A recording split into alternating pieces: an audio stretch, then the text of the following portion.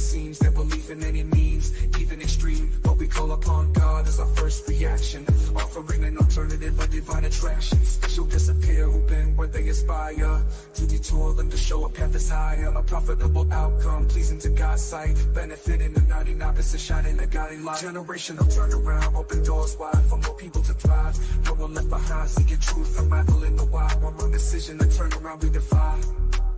Generational turnaround, a podcast of truth, bringing undeniable proof. Hello, everyone. This is Judy Ambrose James, where we seek the truth and then we bring you the proof. Well, I'm all dressed up and I picked the wrong day. I have nobody scheduled today.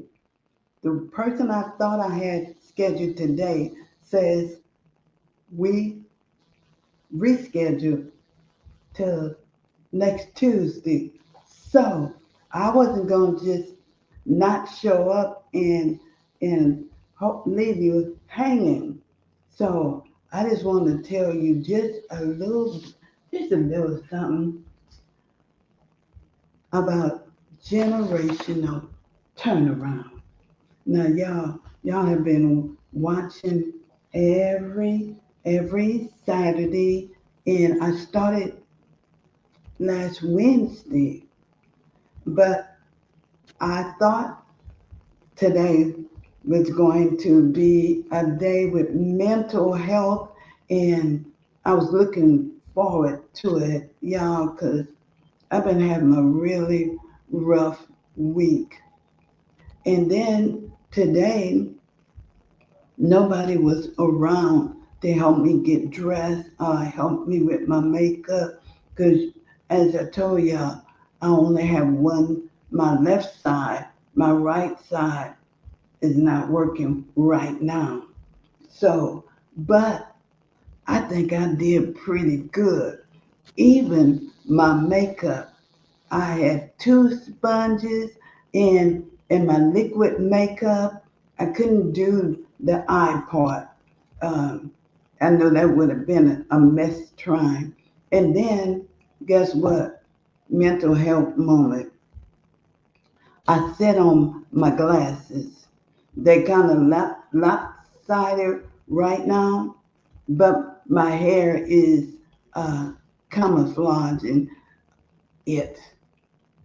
But that's what, you know what? Things happen. Distractions happen. And that's all that was.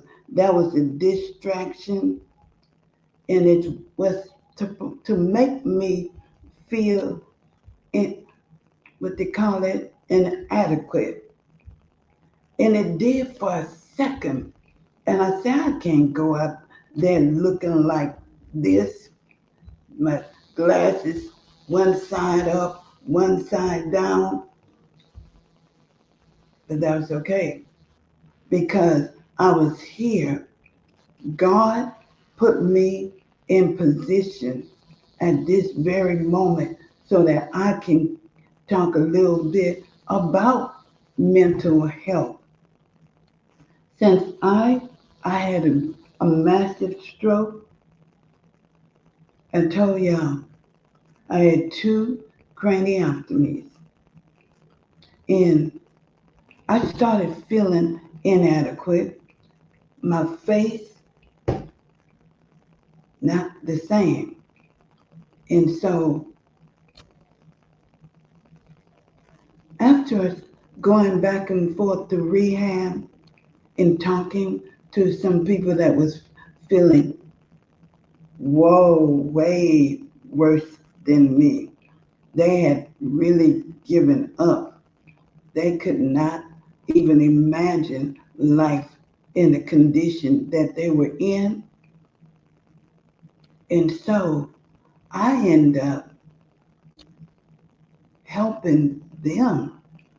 I'm in the hospital and I'm riding around. And when I finally got the hang of the wheelchair with one leg, I started visiting others in their hospital room. And they couldn't understand me. I couldn't understand them. But our eyes, the eyes don't lie. When they looked into my eyes and I looked into theirs, I could see the pain that they was displaying. I had pain, but my faith, because God had took me through the storm and woke me up when they were saying that it didn't look good. Prognosis was, I don't think she's going to make it. Well, as you can see, I'm here. I'm in front of you. I'm talking to you. I'm feeling so thankful. I'm so blessed. And God says He's not through with me yet. And what I want really to tell you, I'm going to tell you how God talks to you, to me. Okay? When I had some questions in my mind, and God reads our minds. He already know what we're thinking. And so I just straight up asked him, what am I going to do now? And I waited for a minute. I said, I'm disabled. I couldn't even make myself say the word disabled. But that moment, I looked down at my body. I listened to my speech, which was, well, you can imagine. But it was a work in progress.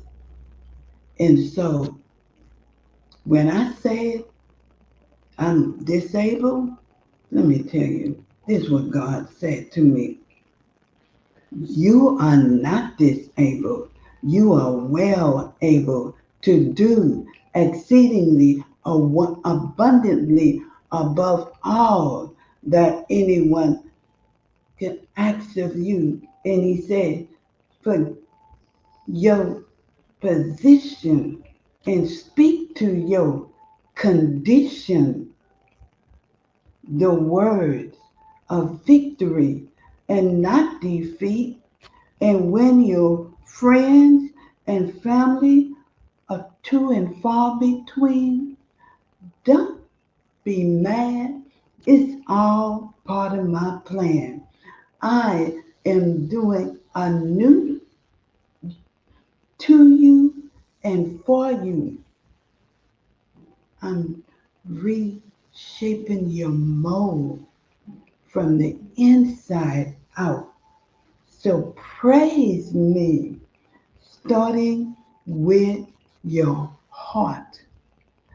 Expedite that praise into your mind until it reaches your vocal cords and then bellow out, Jehovah Jireh, my provider, Jehovah Rapha, my healer, God Almighty. I am Alpha and Omega, the beginning and the end. And as each word leaves your mouth, activate your faith. I want you to believe in your dreams, and I will make it happen in your life. Now that's real talk, y'all. That was what I needed to hit the ground running. That's what you need, because we all have a disability, and we all overcome that disability, because you see, you put a hyper in between this and ability, separated.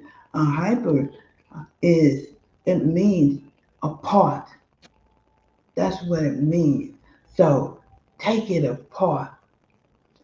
All my brothers and sisters with conditions that are different than what might have been last year or last week.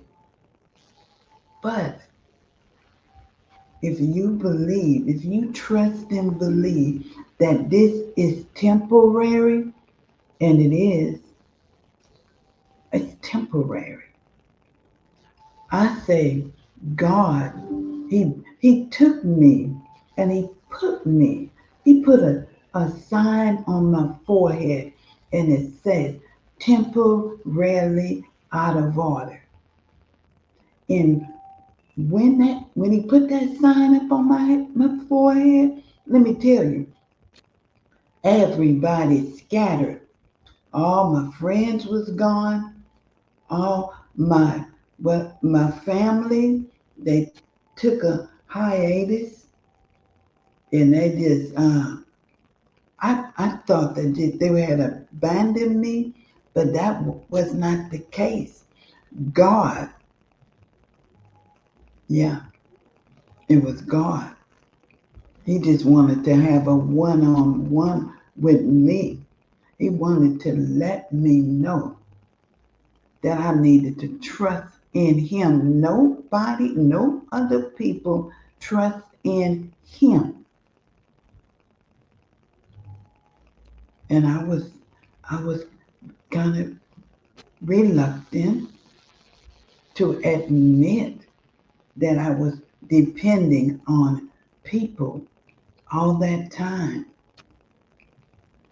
I was depending on myself.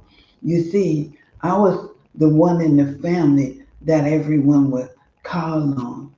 I was the one that everyone expected to be at their beck and call. And I started kind of depending on that. I wasn't making any plans for myself. I was waiting for the phone to ring. I was ready to get in that car and go wherever. Judy to the rescue. So, you see, I had taken over God's place, whereas when they called, I wouldn't let them take time to say, God, this is what I need. I know you know. They were calling me. And when the day came that I had the stroke, I was working as a dispatcher at the police department, helping people still. That was just who I am. But that moment, you know what? See, God is so intentional. I say that a lot because He put me in the place where everybody knew me. And when my daughter called and she said 911, she called 911, they got to my house and they knew who I was. They knew by my voice that something had happened and that they had to get me to the hospital quick, fast, in a hurry. So see, God Well, he has already made preparation for anything that happened to you. Don't think it's a surprise to God. Don't think that he's already prepared somebody else to be there for you. There was a lot of people that was there in the right where they needed to be to help me in my situation. So I just want to tell you, trust in the Lord with all your heart and lean not to your own understanding. You don't have to understand it. You don't have to know anything. You just have to trust and let it still and know that He is God. So I'm not going to stay on here long, but believe me, tomorrow, and I know I have a guest tomorrow who's he's spent some time in prison, and I mean a lot of time. And he's going to be here with me, and we're going to be talking about the generation of turnaround. We're going to be talking about what we can do, all of us, for our young people, because yeah, I know you're watching the news every day. I know you see what's happening to our young people. There's got to be a generation of turnaround, or we're going to lose even more of them. And God said, love, sacrifice, and serve. Love, sacrifice, and serve. That's what He gave me as the key component of what's happening right now, the lack thereof. So I pray that today for you was better than yesterday, but not as good as tomorrow. I pray that tomorrow will bring forth a double portion of blessings in the form of opportunity. God provides all opportunity that you never saw coming, but God did. Good night.